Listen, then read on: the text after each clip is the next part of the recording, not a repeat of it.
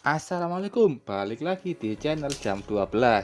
Nerusin alur cerita dari manhwa Rise from the Rubble yang part ke-16. Oke, langsung saja masuk ke ceritanya. Kalajengking armor sayap biru sudah dalam kekuatan penuhnya. Tubuhnya sudah berubah dalam bentuk tempur daratan dan juga menggunakan keunggulan kekuatan yang ada di habitatnya, jurang monster kota es. Kalajengking armor biru melihat pinggang Feizu yang terikat dengan tali. Dia akhirnya mengetahui bagaimana cara Feizu dan Zovan menghilang begitu cepat. Zovan menariknya sebelum kalajengking itu mendekat dan menghentikannya dengan posisinya sendiri. Dan untuk menahan serangan dari kalajengking, Zovan sudah menggunakan semua kekuatan penuhnya untuk menyerangnya barusan. Tapi pertahanan di bentuk keduanya ini lebih kuat. Setidaknya satu flash blade bisa membuat cangkangnya penyok. Kalajengking mulai menyerang lebih dulu. Yang dia incar kali ini adalah orang paling kuat di situ, Paman Hong. Dengan kecepatannya, Paman Hong berhasil menahan serangan dari belakangnya dan memukul mundur monster itu. Kalajengking kembali terkejut. Bagaimana cara Paman Hong mengimbanginya? Monster ini yakin Paman Hong tidak begitu cepat, hanya saja ada Zovan. Dia pasti memasang trik untuk melawannya, jadi dia mengganti targetnya menuju ke Feizu. Saat itu tampak ada tali di pinggangnya yang mulai menarik. Kalajengking sayap biru tidak akan terkena trik itu lagi. Dia menembakkan peluru tajamnya untuk memutus tali di situ. Tapi semua peluru itu dengan mudah ditangkis sama Zovan. Kembali bingung bagaimana cara Zovan yang seorang intermediate warlord bisa mengikuti pergerakannya. Paman Hong sudah di depannya dan memberinya pukulan kuat. Pukulan itu sampai membuat cangkangnya retak di mana-mana. Dia dengan marah bertanya apa yang digunakan para manusia ini. Akhirnya dia pun tahu ada yang aneh di tubuhnya. Di seluruh tubuhnya ada cairan atau debu berwarna hijau di seluruh tubuhnya. Dia tahu ini pasti dipasang saat dia terkena skill dari Feizu. Zovan bilang monster itu sudah tahu apa yang dilakukannya dan itu lebih cepat dari perkiraannya. Karena monster rank A itu cerdas dan monster tipe ini terkenal dengan trik liciknya. Paman Hong memuji rencana Zovan yang sukses ini. Jika saja di pihak mereka ada advance warlord lainnya, mereka bisa dengan mudah membunuh monster ini. Tapi itu tidak ada. Rencana ini tidak bisa membunuhnya karena dia bisa terbang. Tapi sekarang monster itu sudah di daratan. Apakah ini juga kartu as Zovan? Kalajengking akhirnya mengakui mereka semua sudah membodohinya dan dia akan bertarung dengan seluruh kemampuannya. Dan mari bertarung dengan adil tanpa trik. Jangan omong kosong, kita akan mengirimmu ke anak buahmu berada. Monster ini marah besar mengetahui anak buahnya banyak yang mati hanya karena Zovan. Zovan dan Paman Hong sudah maju menghadang serangan monster itu. Yin Yue kesulitan melihat pertarungan melawan monster rank A. Saat itu Feizu menggunakan Wave Nanupel Sword menyuruh Paman Hong dan Zovan langsung menyerangnya sekaligus. Kalajengking itu dengan licik menjauh dan ingin menyerang ke Yin Yue karena dia yang paling lemah. Tapi itu juga sudah sesuai dengan rencana Zovan. Saat kalajengking itu sudah di depan Yin Yue, tanah yang dia pijak ambruk dan dia sudah terkena skill pengikat dari Feizu. Kalajengking terpojok, tapi dia tidak akan menyerah. Dia langsung menusuk tubuh Yin Yue. Tapi ternyata yang dia serang hanyalah hologram yang sudah kelompok Zovan siapkan sebelumnya. Yin Yue yang asli ada di sebelahnya. Tanah di situ mulai ambruk. Kalajengking sudah susah payah untuk keluar dari skill pengikat itu. Dia terjatuh ke dalam tanah dan melihat di situ ada tulisan labirin anak-anak. Di sana sudah ada tim Firefox yang menyiapkan banyak sekali cermin di depan kalajengking armor biru. Ini part terakhir dari rencana Zovan. Sebelumnya, Zovan bilang kalau ini adalah tempat yang akan menjadi kuburan kalajengking armor biru. Cermin ini akan digunakan sebagai kunci penting untuk mengalahkan kalajengking armor biru. Mereka akan menggunakannya untuk memperkuat efek dari skill Sunbeam Flash milik Yin Yue dan pasti membuat monster rank A itu buta sementara, dan di waktu itu mereka bisa menghabisinya. Yin Yue melompat, dia menggunakan Sunbeam Flash. Berkat banyak cermin yang mengikari kalajengking armor biru, cahaya yang terpantul semakin besar dan mengenai mata kalajengking.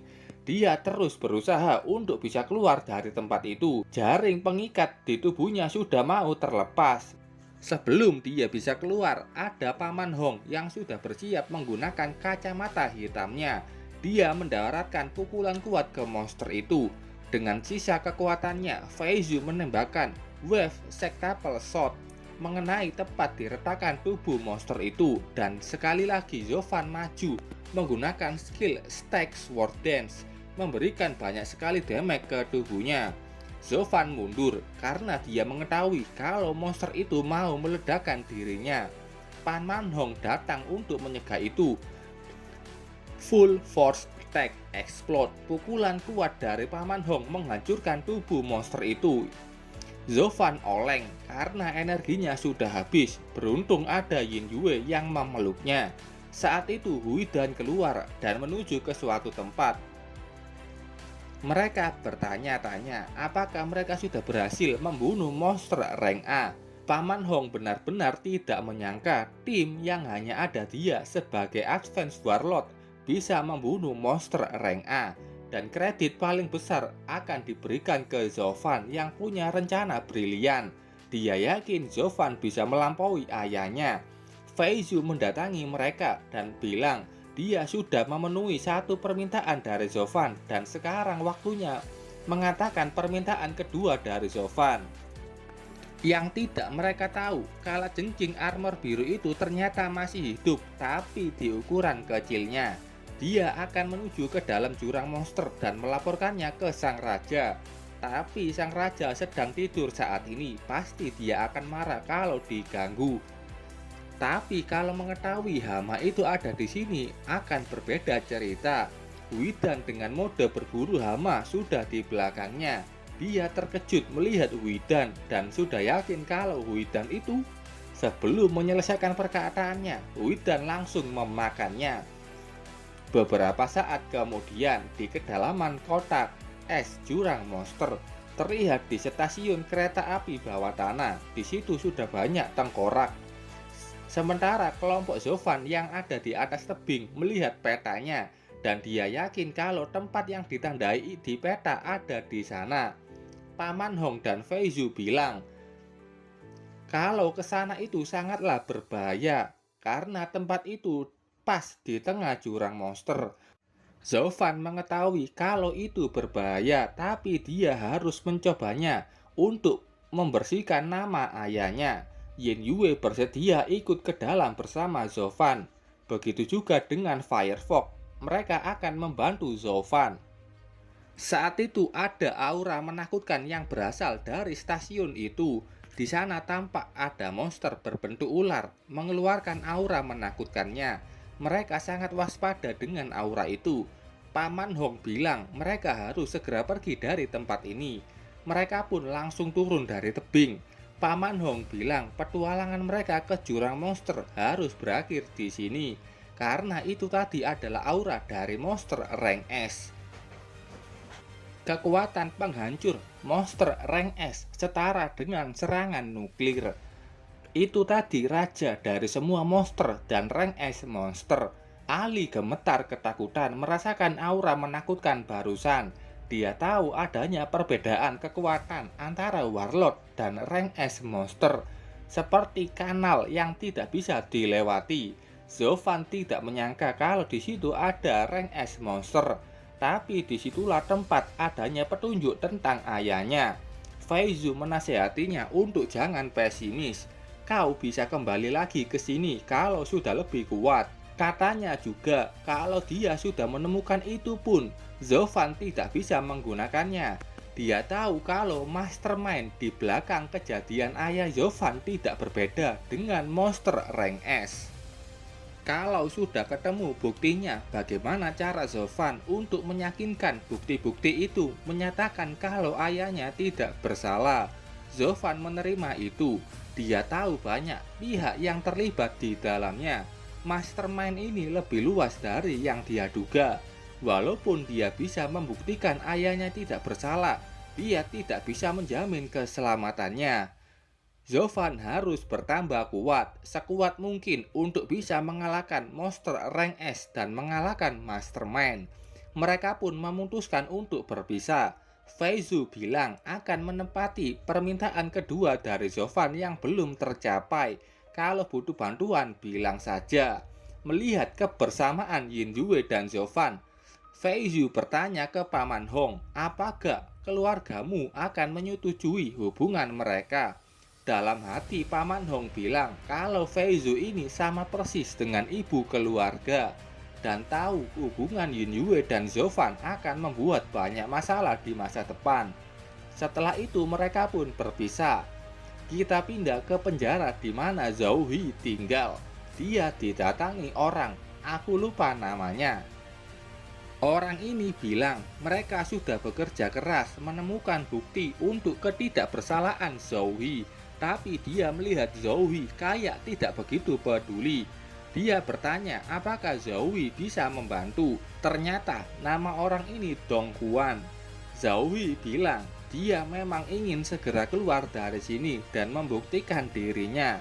Tapi apa kau tidak penasaran kenapa aku tidak melakukan itu? Dia tidak bisa mempertahankan dirinya di pengadilan. Jadi dia dipenjara atas kemauannya sendiri, bukan karena mastermind. Itu semua karena aku juga bersalah. Dong Huan yang mendengar perkataan itu kaget dan bingung apa yang dibicarakannya. BTW mereka ini dipenjara terbang. Dong Huan mempertanyakan bagaimana dan kenapa harus Zhou Hui yang disalahkan. Karena bukan dirinya yang menyebabkan monster break di kota es. Apa kau takut dengan kekuatan mastermind dan membahayakan kita? Kita sudah berteman lama dan jangan mengatakan hal sedih seperti itu. Zhou Hui menjelaskan bukan itu maksudnya. Dia mengakui dia terlalu tenang dan punya pandangan jauh ke depan. Zhou Hui banyak melewatkan petunjuk. Di akhirnya istrinya terbunuh dan terjadi monster break. Dengan kekuatannya dia bisa membalikan keadaan. Tapi justru karena dia terlalu percaya diri dengan kekuatannya, tragedi itu terjadi. Saat itu Sulat masuk ke dalam. Dia membawakan hasil investigasi dan juga ada laporan tentang Jovan yang menuju ke jurang monster. Setelah melihat laporan itu, Dong Huan begitu senang melihatnya. Begitu juga dengan Zhou Hui. Dia juga bertanya-tanya bagaimana cara Jovan begitu cepat berkembang. Zhou Hui bilang, apa kau lihat anak kita? Baiklah, aku akan membiarkan dia menjadi dirinya sendiri. Kita selesai masalah Zhou Hui, pindah lagi ke Jovan. Di sini ada peta Cina, ibu kota kekaisaran, kota Jinhai, dan kota Zhangling. Bersama-sama mereka membentuk The Imperial Jinzhong Defense Cycle, atau dikenal di kota Zhongli sebagai The Wall of China. Kita akan kembali ke kota Zhonglin, tempatnya di pusat perdagangan. Kita diperlihatkan Zhu Naiyan. Kalau kalian lupa, dia ini yang membuatkan pedang pertama Jovan. Saat itu dia bertemu dengan Zhu Xin. Dia bertanya kenapa dia dijodohkan dengan orang dari keluarga Zhong. Padahal menurut peraturan keluarga, kalau Naiyan bisa mempunyai lisensi blacksmith, dia bisa memutuskan pernikahannya sendiri. Zhu Xin bilang kalau Naiyan bukan keturunan asli dari keluarga Zhu. Dia hanya setengah keluarga Zhu. Kalau tidak mau menurutinya, keluar saja dari keluarga Zhu. Tapi setelah itu apa yang terjadi dengan ibumu yang punya status rendah di keluarga Zhu? Sebelum pergi, Zhu Xin juga bilang Naiyan bisa putuskan pernikahannya sendiri kalau dia bisa masuk ke rank Grandmaster Blacksmith. Ya, kalau itu dia bisa. Nayan sangat marah dengan perlakuan itu. Dia juga marah dengan Yusin yang terus membuli ibunya bertahun-tahun dan bingung harus ngapain. Sementara itu di luar pusat perdagangan, Zovan sudah sampai di sana. Dia melihat banyak sekali orang expert di sini karena ini berada di The Imperial Jinsang Defense Circle. Dan tentu saja dia ajak. Sebelum berangkat, Pupan memohon ke Zovan untuk diajak juga. Tapi dia dilarang sama ayahnya karena Zovan kesini bukan untuk berjalan-jalan. Kata Pu Hao, Zovan sudah berkembang cepat dan tidak ada untungnya kalau dia tetap di kota Jining. Dia memberikan surat rekomendasi untuk bounty hunter XQ di kota Zonglin. Dan Zovan akan mendapatkan panduan dari seseorang yang wargot expert. Sebelum itu Zovan harus menyiapkan semuanya, khususnya senjata. BTW ranking kekuatannya belum diupdate dan Zovan belum mau menilai kembali ranknya. Zovan belum lama naik tingkat ke Novice Warlord dan kalau tiba-tiba tingkatannya naik ke Intermediate, terpublish akan membuat banyak perhatian yang tidak perlu. Musuh Zovan bukannya hanya pengkhianat di keluargamu, tapi ada juga mastermind di balik outbreak kota es. Kalau kekuatan aslinya ketahuan, dia berada dalam bahaya. Ini stat Zovan. Zovan punya 45 poin stat yang dia simpan. Zovan berencana untuk membuat senjata baru. Dari pertarungan melawan kalajengking, pedangnya Wind Blade banyak kerusakan dan kekuatan dari inti monster sudah banyak digunakannya. Beruntung Zovan punya inti monster rank A, Giant Hydra dan material dari kalajengking armor biru. Itu sudah cukup membuat senjata rank A. Zovan melihat berapa harga blacksmith di sini dan itu sangat mahal. Yang tertinggi itu Zushin dengan patokan harga 12 juta. Zovan langsung ke tempatnya dan bertanya untuk meminta membuatkan senjata. Penjaga di situ bilang permintaan Zovan cukup kasar. Zushin hanya menyetujui permintaan dari expert yang di tingkat warlord dan di atasnya. Zovan menyodorkan kartunya dan harusnya sesuai kondisi itu. Penjaga itu memuji Zovan yang cukup kuat padahal usianya masih muda. Tapi sebelum Zovan bisa masuk, dia melihat tangan penjaga itu yang mengisyaratkan untuk meminta uang. Dengan terpaksa, Zovan memberinya uang. Penjaga itu masuk dan mengatakan hal itu ke Zushin yang kayaknya sudah ada tamu penting. Dia bertemu Zhong Chen dari keluarga Wargot. Zushin bilang tolak saja kalau ranknya di bawah Intermediate Warlord. Zushin meminta maaf ke Zhong Chen dan akan membicarakan pernikahannya dengan adiknya Zhu Naiyan. Penjaga itu membiarkan Zovan melihat ke dalam. Dan dia juga bilang nggak akan menerima permintaan kali ini. Zovan sempat marah dengan penjaga itu. Dia hampir saja menebasnya. Tapi Zovan mengurungkan niatnya setelah mendengar percakapan kedua orang di dalam menyebut nama Zhu Naiyan yang dikenal sama Zovan, dan dia memilih pergi ke sana melihat papan nama blacksmith dan menemukan nama Zhu Naiyan. Zovan menuju ke ruangan nomor 16. Kita lihat di ruangan nomor 16 ada Zhu Naiyan. Dia masih tidak terima hidupnya diatur keluarganya. Naiyan bahkan punya rencana untuk berhenti menjadi blacksmith dan mengajak ibunya pergi dari kota Zhongling. Saat itu penjaga bilang kalau ada orang yang punya permintaan. Zovan langsung masuk menyapanya. Zovan memintanya untuk membuatkan senjata yang baru. Naiyan bertanya, bukankah kau janji akan datang padaku kalau mempunyai inti monster tingkat tinggi? Zovan bilang, kalau kota Zhongling cukup jauh dan dia juga sudah datang ke sini. Zovan langsung mengeluarkan 2 kotak. Naiyan membuka 1 kotak dan ada aura kuat keluar dari material di dalamnya.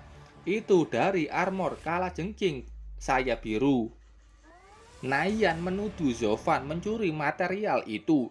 Nayan juga membuka satu kotak lainnya dan isinya inti monster rank A.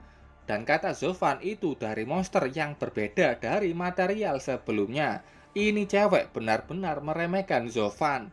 Dia tidak tahu ada keluarga yang bernama Zo. Dia datang ke sini meminta membuatkan senjata, pasti untuk tetua keluarganya. Begitu pemikiran Nayan. Dia juga meminta maaf dan menolak permintaan membuatkan senjata itu. Zovan bertanya, bukankah dia tidak masalah kalau inti monster itu rank A? Lagi-lagi ini cewek. Dia bilang kalau saat dia membuat senjata itu, dia pasti membutuhkan bantuan orang yang mengalahkan monsternya untuk menahan aura monster yang akan keluar nantinya. Zovan hanya menghela nafas. Dia mengira ada alasan lainnya, yang rumit atau yang lainnya. Ternyata sama saja kayak dulu. Bahkan Nayan akan mengenalkan ke Grandmaster Blacksmith lainnya dan menasehati Zovan untuk datang bersama dengan orang yang ingin membuatkan senjata.